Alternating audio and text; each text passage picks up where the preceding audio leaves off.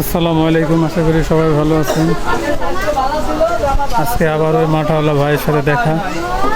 তোকে অনেকে অনুরোধ করি, উনি আজকে কোনো গান শোনাতে রাজি হয় কিনা দেখি। হ্যাঁ ভাই, কেমন আছেন ভাই? গুরুর কৃপায় অনেকটাই ভালো আছে। তো ভাই, সেদিন যে গানটা গাইছিলেন আলহামদুলিল্লাহ অনেক দর্শকই আপনার এই গানটা পছন্দ করছে। তো দর্শকের অনুরোধে আপনারা আবারও বলা হচ্ছে ভাই, আপনি আজকে যদি একটা গান শোনাতে পারবেন কিনা, আপনার যেটা ভালো লাগে, যেহেতু আপনার লালনের ভক্ত।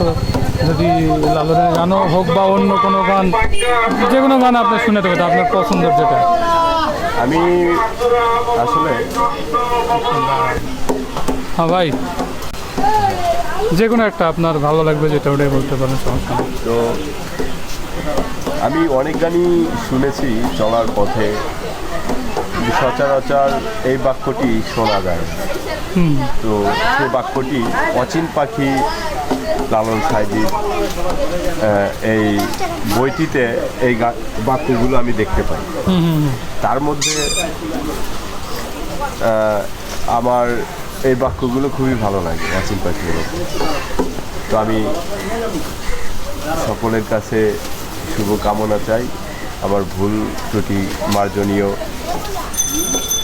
ক্ষমা করবেন। তো আমি একটু চেষ্টা করি সাইজির ভাব, সেই ভাবটি প্রকাশ করার জন্য। আচ্ছা, আপনি যেহেতু লালনের ভক্ত, লালনের সম্পর্কে কোনো কিছু আপনার জানা আছে? আসলে এই যে একটা গান ছিল, লালন ফকির কোন জাতের ছেলে, তো আসলে লালন কোন জাতের, এই সম্পর্কে আপনার কোনো কিছু জানা আছে কিনা ভাই? আমি লোকের মুখে শোনা কথা, তো আমি শুনেছিলাম লালনকে একজন বলেছিল যে তোমার নাম কি? হ্যাঁ। তো জবাবে উনি বলছিলেন যে আমি লালন। তো উনি বলছিল যে লালন সে হিন্দু না মুসলমান।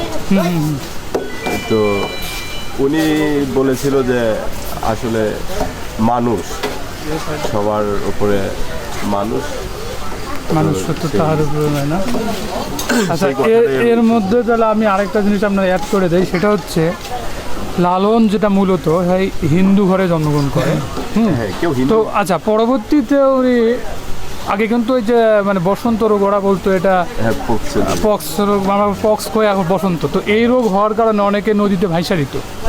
তো তখন ওই ছোট এক সময় ওর এরকম মানে পক্স হয়েছিল, নদীতে ভাইসা দিত। ভাইসা যেতে যেতে এক সময় একজন মুসলমানের ঘরে উনি ওনাকে উঠে নিয়েছিল, একজন মুসলমান মলম শাহ শুনছিলাম আর কি। মলম শাহর বাড়িতে উনি উঠেছিলেন। তিনি একজন পেশায় তাঁতি ছিলেন, তাঁত বুড়াইতে। আচ্ছা আচ্ছা আচ্ছা। তো ওনার স্ত্রী লালনের সেবা যত্ন করে লালনকে ভালো করে। আচ্ছা আচ্ছা আচ্ছা, আমি এরকমটা শুনেছি আর কি।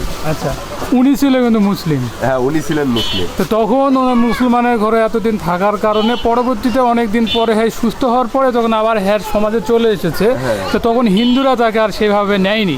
বলে তুমি মুসলমানের ঘরে আহার করেছো, মুসলমানের ঘরে বসে থাকছো, পরের ঘরে জবন খেয়েছিস। হ্যাঁ হ্যাঁ হ্যাঁ, তোর জাত চলে গেছে, তুই বাড়ি থেকে ওরা আবার বিতাড়িত করে বের করে দেওয়া হয়। তো তখন লালন সাইজি, যখন যে লালন সাইজি আপনার রাজশাহীতে, কুষ্টিয়াতে, যে জায়গায় এখন তার কবরস্থান বা সমাধি আছে, তো ওই জায়গাতে একা একাই ধ্যান ধারণার মধ্যে মগ্ন থাকে।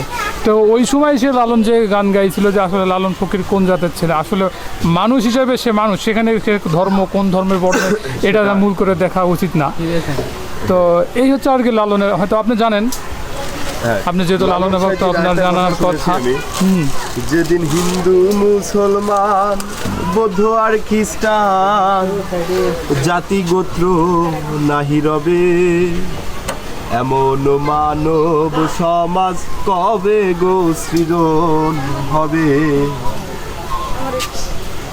আমি সাজির বাণী এই কথাগুলো শুনেছি, তো আমার কাছে ভালো লাগে। সাজি আরেকটা কথা বলেছেন, যেখানে যাই মানুষ দেখি, মানুষ দেখে জুড়াই রাখি।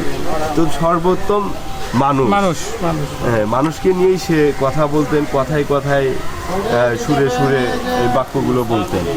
ভাই একটু সাইড দাও, সাইড দাও, সাইড দাও, সাইড দাও, সাইড দাও। কি ভাই, মাটা তো খাইলেন, কেমন ভাই? ভালো, ভালো না?